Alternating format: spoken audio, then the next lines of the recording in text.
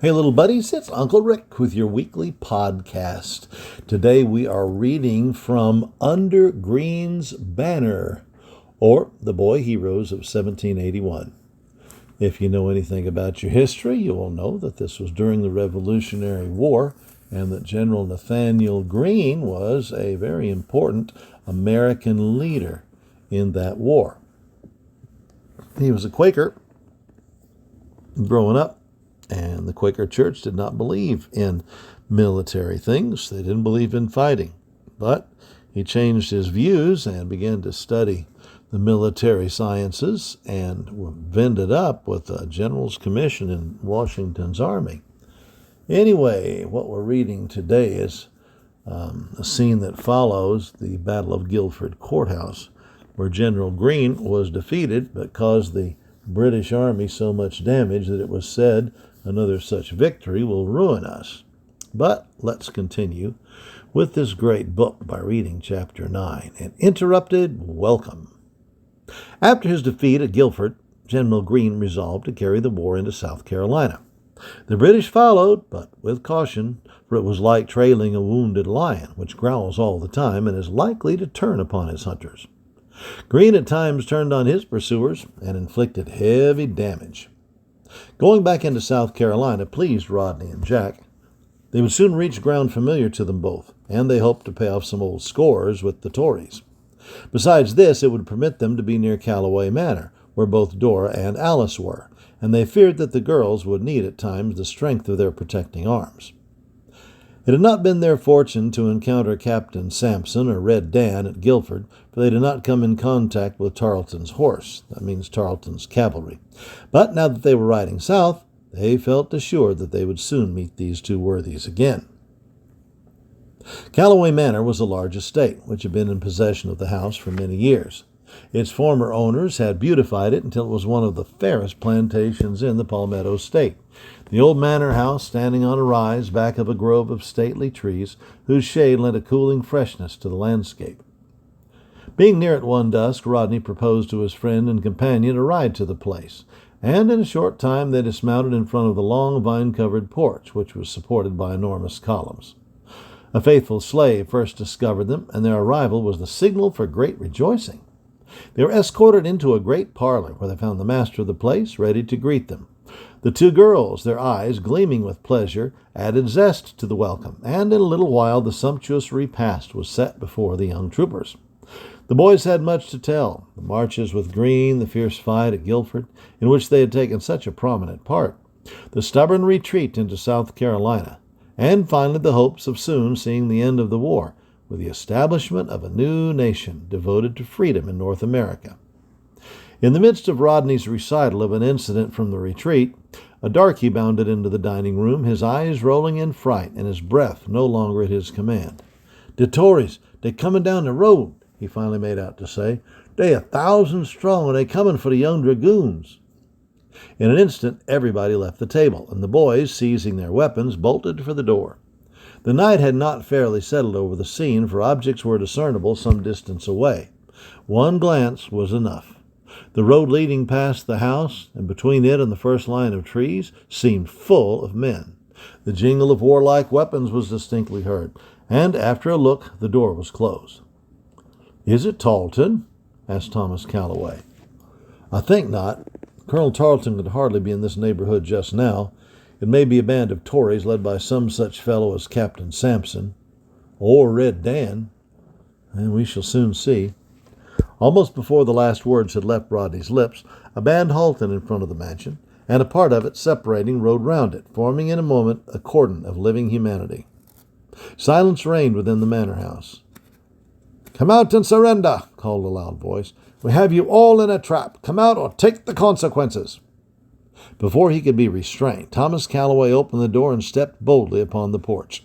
At sight of him, a shout of derision cleft the air. "The old lion himself," laughed the leader of the Tories. "Where are the cubs?" "What is wanted?" "We want the young rebels whom you harbor. That's what we're here for." "You mean—" "Come, no words spoken for time. We'll not put up with delay. Trot out the rebel whelps, I say." "You must be mistaken. We trailed them here. They're inside," was the unceremonious interruption. Men, I trust you won't inflict any indignities upon the young ladies under my care. We won't do more than look at the beauties, perhaps, but we want the rebel cubs." Rodney and Jack quivered with indignation behind the heavy oaken door. "Will you surrender them?" demanded the heavily bearded leader of the forayers. "We can't remain here all night in a fruitless parley." Calloway's blood boiled in his veins. "Then," he cried, "if you want the guests of Calloway Manor, you must come and take them." This defiance sent a cry heavenward from the throats of the men in the road. "And we'll take 'em, too." The master of the manor turned and re-entered the mansion. As the door closed behind him, a heavy plank shot into its place, and the portal was barricaded against the enemy. A few moments of most painful silence followed this act, and then the troopers outside sent up a chorus of maddening yells. "You'll defy the king, eh?" they cried. Silence, which meant yes, was the only reply. Those inside heard a command as it was spoken by the leader of the Tory band, and all withdrew a short distance. Suddenly the stillness outside was broken by a volley, and bullets hurtled through the shutters to strike the wall inside with dismal thuds. The girls stood erect, refusing to retire to a place of safety, and Thomas Calloway, who had vanished for a moment, came back with an armload of loaded muskets. "We are prepared for a pretty good siege, you see," he said with a smile to the boys. "They'll have some sport taking Fort Calloway, I'm thinking." In a little while the demand for surrender was repeated, but it met with a stern refusal. "How many are out there?" queried Jack. "I think I counted 26 in front of the house, but there are others behind it. And we're only 5. Do you want to be smoked out?" This was the usual Tory threat, for men of Captain Sampson's ilk did not hesitate to apply the torch, no matter if women and children were in jeopardy. "Cowards, do your worst," answered Mr. Calloway with his lips at the door. "We don't expect any mercy from a band of Tory cutthroats." Fearful that the fire, if started at all, would begin in the rear of the house among the smaller buildings, Rodney ran through the room and sought a window in the kitchen. Halting there, rifle in hand, he looked out upon the gathering shadows. A man was creeping toward the manor house like an Indian. He bellied the ground like a panther, wriggling his way forward through the low bushes. Rodney raised the lower sash without notice and waited. Nearer and nearer came the man. When near the house, he drew something from his bosom and struck his flint. The little spark, no larger than a pea, leaped up, and then the toe caught. The hand of the boy ranger clutched the gun more firmly. He rested it upon the sash, and taking aim at the crouching figure, touched the trigger. The report was followed by a cry, and the man leaped into the air and fell among the bushes. "One less Tory, I trust," said Rodney as he ran back to report his success. The shot was followed by a number of revengeful cries, and another volley was poured through the front windows, fortunately inflicting no injuries on the besieged. "What's that?" exclaimed Jack, as the sound of an axe reverberated through the manor. "They're felling one of the younger trees. For a battering ram, they'll storm the door." Thomas Calloway set his teeth hard, but did not speak. He knew that the door, despite the barricade, could not long resist a battering ram in the hands of 10 or 20 determined men. "It is a fight to the finish," he said at last as he looked at the boys. "Calloway Manor shall not be surrendered so long as its master lives." "That's right, and you'll find us with you to the bitter end," was the response. One of the girls who had been stationed at the kitchen window reported that everything was quiet in that direction. The summary death of the incendiary seemed to have quieted the marauders on that side of the house, but the making of the battering ram went on. Each blow of the axe seemed to shorten the doom of the devoted defenders of the manor. At last the strokes ceased. The terrible weapon was finished. "Now, for the last time, we demand your surrender," came from without. Clearly that was Captain Sampson's voice, said Rodney. "Yes, I'm Captain Sampson. I'm the man who wants to settle with you young rebel cubs. For the last time, I say, will you surrender?" "For the last time, no." Captain Sampson withdrew. "It'll come now," said Thomas Calloway as he picked up one of the muskets and made ready for a stubborn defense. Sure enough, it did come, for all at once there came to the alert ears of the besieged the tramping of many feet on the porch and a blow that seemed to twist the door on its heavy hinges. But the barricade did not yield. 3 rifles were thrust through openings in the shutters and flashed in the faces of the men on the porch. There were cries of mortal pain, horrible curses, and imprecations of all kinds. The volley had told. There came a shuffling of feet on the porch, and next another rush, the long timber crashing against the door and knocking one of the irons that held the barricade to the floor. The critical moment had arrived. All saw that another attack would send the door from its hinges and that the house would swarm with the enemy. Yet there was no sign of yielding. "Quick!" shouted Thomas Calloway at the top of his voice. "The powder! Spring the mine, and let all, friend and foe, perish together!" The command which the stern old Whig uttered with such emphasis was intended to convey the impression to the enemy outside that the house, or at least a portion of it, had been undermined for a dire emergency, and that a spark would send it hurtling into the air, burying its ruins, friends and foe alike. A startling silence followed on the words. Then there was a hasty scrambling from the porch, the Tories in their haste fairly tumbling over one another in their eagerness to escape the peril they thought awaited them. "They're gone!" exclaimed Miss Alice. "The threat shows that a Tory is after all afraid of gunpowder." A smile wreathed the lips of the old master of the manor. "Now for a breathing spell," said he. "We can repair the damage done to the door." The missing staple was found on the floor and driven into a new place in the heavy oaken frame. The barricade was replaced and the door made as stout as possible. The 2 boys knew that their horses had fallen into Captain Sampson's possession, but they were still uncaptured, and hoped to give the murderous band the best fight possible. For some little time silence reigned around the manor house. "If we were outside with some of the Legion, there would be a great scampering of Tories," said Rodney.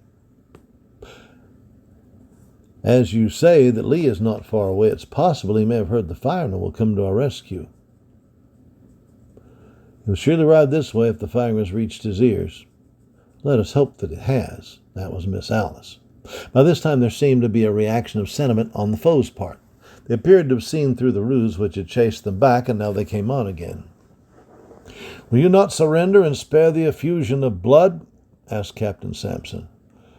"Why surrender to you?" was the response. "Because you are greatly outnumbered. Calloway Manor is a fort that will be defended to the last extremity." "Then the mercy you may get by submitting may not be tendered at all." "Mercy is not expected." "Just as you will," growled the Tory captain. "I think if we were only outside we could soon put a different face on affairs," whispered Rodney at his juncture. "The house is surely watched on all sides, and it might be difficult to get through the enemy's lines, but—" "Very well. If you're willing to try your stratagem, you shall have a chance," responded Thomas Calloway. "There is the underground passage." "Is there such a thing connected with the manor?" "There is, but it has not been used during the war that I know of." "Where is it?" "Alice will show it to you." The young girl turned away and left the room, followed by the 2 boys. Mr. Calloway and Dora were left to hold the foe at bay in a parley as long as possible. Alice Calloway descended steps into the cellar, carrying a light in her hands.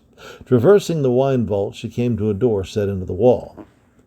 "There's the passage," said she. "It terminates underneath the spring house, where there's a door to the floor. The passageway is very ancient, for it was there long before Father was born, having been built, it is supposed, by old Audrin Calloway, who fought under Cromwell. He may have built it for safety from the Indians, but of that we're not certain." Rodney caught hold of the iron ring which was set in the door of the passageway, and by main strength pulled it open. A dark, cavernous opening yawned in his face.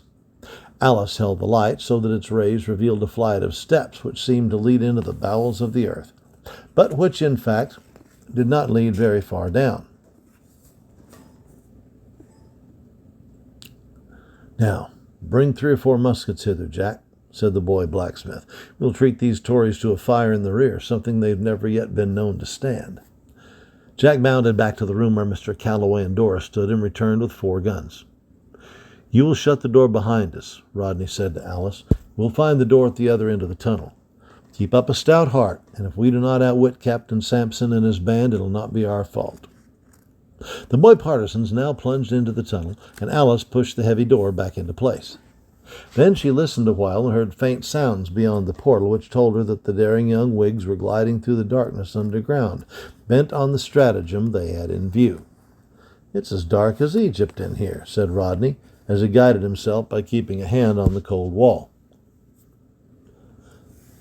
"Darker even than that," was the reply behind him. "Never mind, we must play our hand out. Remember that we're dealing with Captain Sampson." "Huh, just as if I could forget it for a moment." Down the tunnel the boys made their way, keeping as close together as possible, and each bore his share of the muskets and extra ammunition. The old passage seemed endless. At last, however, they reached the end of the tunnel, for they were stopped by a solid wall. "We must be underneath the spring house." "It would seem so, for this is the end of the tunnel." Rodney felt overhead and moved his hand over the great flat stone. "I found the trap," he whispered to his companion. "Ah, that's good luck." "Yes. Now, with me, place your shoulders against the stone, and let's see if we can raise it." The boys drew close together, and placing their strong shoulders against the stone above them, exerted all their strength, and found that it moved. Another trial, and it fell backward, and they drew themselves up out of the pit. The muskets were pulled out after them, and they stood free again. The old spring house was about 200 yards from the manor house and stood among a lot of trees. The boys did not take time to inspect their surroundings. As they hastened toward Callaway Manor, they suddenly stopped, for there were shouts of triumph in that direction. "The demons have fired the house! Look, Jack!" This seemed true, for a tongue of flame had leaped heavenward, and as it gathered in volume, the boys stood transfixed with horror, as it seemed. "The brutes!" hissed Jack. "Come, we may not be too late." They sprang forward with the agility of young panthers and soon gained a place in the enemy's rear. "Now let 'em have it," said Rodney. "Fire the muskets as rapidly as possible, and I'll do the rest." The boys discharged the muskets one after the other, and Rodney's voice was heard above the din. "Forward, Virginians! No mercy to the Tories of the Carolinas! America forever!" The effect was electrical. In a moment there were signs of scurrying in front of the manor house, and men were heard flying in all directions. A fire in the rear was something the Tories of the Revolution could not stand. "Forward! Death to the villains of the South!" Rodney cried out. Some more shots were fired from the muskets, and as the boys dashed forward they found no one to oppose them. There still rung in their ears sounds of flight as Captain Sampson and his band urged their horses from the scene of the unexpected attack. The boys were on the porch in a little while. "Look, the door's beaten in," exclaimed Jack. "Can it be the enemy's accomplished his purpose?" They stopped a second at the door, which swung brokenly from its hinges, while behind the house the flames were creeping upward in their eagerness to leave it a heap of ashes. "Where are you, friends?" cried Rodney, halting in the dark and the silence. There was no response. The boys now threw open the doors that had led from the room into the chambers, and this let a flood of firelight into the place. "They're gone! Captain Sampson's captured all!" It seemed indeed true, for certain signs showed that a desperate struggle had taken place in the parlor. But Mr. Callaway and the two girls were missing. "Oh, we must have been just a few seconds too late," said Rodney, with a sigh. "It looks so." It now became the boys' duty to save the grand old house, and in this they were assisted by some of the slaves who had returned from hiding from the Tory band. By persistent efforts on the part of all, the fire was subdued, and nothing but a few charred planks showed where it had gnawed its mad way. Afoot, with their friends in the hands of Captain Sampson, Rodney and Jack felt the old sting of rage and keen disappointment. The servants told them how the Tories had ridden off when the attack in the rear began, and how they had previously rushed the house, despite the defense put up by those inside. "They must be followed," exclaimed Rodney. "Captain Sampson must not boast of his triumph long." "But the horses?" Not a horse had been left on the premises by the enemy. Cuyp, the head slave, a giant of a man, and one devotedly attached to his master, volunteered to assist the boys in their pursuit, but it was feared that little headway could be made without horses. The Tories had taken the road leading across country, in which 3 miles away struck a river, barely fordable. Pursuit seemed almost out of the question, but the boys were not to be discouraged. It was feared that the life of Thomas Callaway was in danger, for he had been such a pronounced enemy of the king, and on several occasions had rendered Marion a good deal of assistance. This had made him a marked man by the British and Tories, and we've already seen how near death he had been a while a prisoner in their hands. "Horses and no horses, we must follow them," Rodney cried. "Well, I'm with you, of course, but—" "Well?" Are there no Tory horses nearby? Who owns the next plantation, Cupe? Massa Brunix. Is he a Whig or Tory? You don't say much. He's not a Whig. He keep mighty still these days, which means that he sympathizes with the king. Has he any horses? Oh, yes, sir. He got the best in the district. Show us the way to Mr. Brunix's. Cupe was delighted to do this, for he had no love for the man he had mentioned. The three reached the Brunix stables in a short run. They stood well secluded, and Cupe led the way to the door. If Brunix is a Whig, he'll have no horses, said Rodney. If Tory, we'll find him in the stables. It did not take long to open the stable door. Look, horses galore, exclaimed Jack, who was the first to enter. That settles Mr. Brunix's politics, was the reply, and in a few moments 3 steeds were saddled and led forth. The trio mounted, and a musket was placed in Cupe's hands. Forward, cried Rodney. No rest now till we found Captain Sampson and his band. The animals, eager to get out of the stables, bounded forward like Roman racers, and the trio soon struck the Tory trail. They'll make for the ford, the upper one being nearest, remarked Rodney. Why not strike across country and make the ford first? That's it. This was done, and after some hard riding, the pursuers reached the ford. Rodney dismounted and examined the ground. I fear we've missed it. No one's been here tonight. Well, they're just going to have to try another ford, but that's the end of the story for now. If you want to hear more, just go back onto the club and listen to Under Green's Banner, or The Boy Heroes of 1781. Well, the good guys won that little fight, didn't they, fellers and gals? And with that, we're going to have to close up shop for today, because I'm out of time. So I will leave you with my very best wishes for God's blessing on your lives, my little friends. And don't forget, always put God first in your life. Be a patriotic American and honor thy father and thy mother. So long. Parents, if your kids love today's visit with Uncle Rick, know that they will love the Uncle Rick Audiobook Club. The Uncle Rick Audiobook Club allows access to dozens more stories, both from the Bible and history, to help your kids learn about godly character. Here's what one parent had to say about the Uncle Rick Book Club. Uncle Rick products are such a delight to our family. Our kiddos listen nightly to the Bible stories and fall asleep listening to God's Word. These Bible audios are such a super reinforcement to what we as parents already teach our children. They provide our kids with a kind, gentle voice, pointing them to obey God and His Word. Thank you. That was from Shelley.